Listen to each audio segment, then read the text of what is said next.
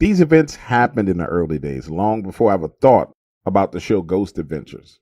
You see, I had always been into the paranormal. I remember listening to Art Bell, going to the library, reading books about aliens, ghosts, demons. When these events took place, a friend and I were headed to a paranormal location just to take a look. Imagine a scene.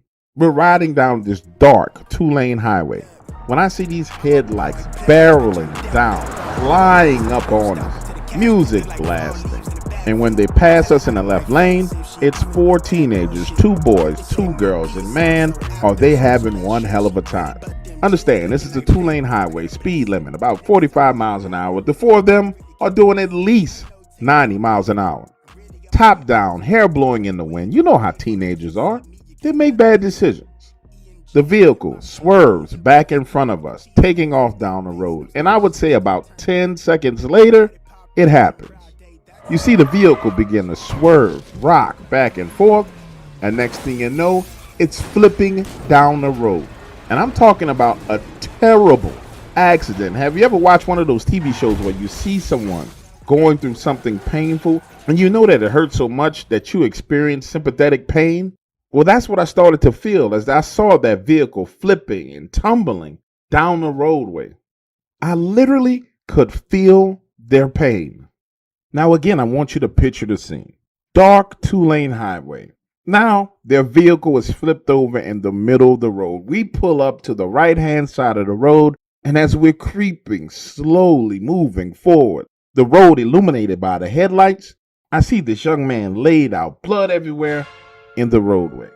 Miraculously, somehow, one of the girls had managed to climb out of the vehicle, and she was sitting down on the right-hand side of the road, blood gushing from her head, lacerations all over her face, fingers broken, ankle and foot twisted in a direction that it wasn't supposed to be. Now, my friend and I hop out of the vehicle, and we start to give CPR to the young man who was laying in the roadway, bleeding out. Another car arrives on the scene. A man hops out, saying, I'm a doctor, how can I help? He stands there for a moment, surveying the scene, and immediately darts over to the young lady with the twisted foot and broken fingers, lacerations all over her body, as we continue to try and keep this young man alive. And right here is when things start to get strange. Now I'm standing there, waving the traffic, trying to make sure that nobody else speeds into this accident. My friend is there on his knees, talking to him, saying, stay with me, kid. Stay with me. You're going to make it. Stay with me, kid. Listen to me. At this point in time, we had a very good idea of every person that was out on that scene. But then, suddenly, out of the darkness steps this figure, the shadow of a man. You know how you see something out of the corner of your eyes, your peripheral vision, and you know you see it, then you turn your head and it's still there? That's what I saw. This shadow of a man standing right next to me and right behind my friend who was down on his knees talking to this young man. The shadow looks down, surveying the scene, looks back in my direction, and then takes 2 steps back into the darkness. Now, to be clear with you, this shadow wasn't ominous in any way. It wasn't like Hat Man hopped up out of the bushes. It didn't have red eyes, yellow eyes, green eyes, nothing like that. It just stepped out of the darkness into the roadway and looked down at him. Moments later, the kid starts mumbling and talking, then gurgling, choking, and we see this pool of blood spilling out of the back of his neck. And then he's gone. I mean dead, gone. I'm standing there going through shock because I just witnessed this young man lose his life.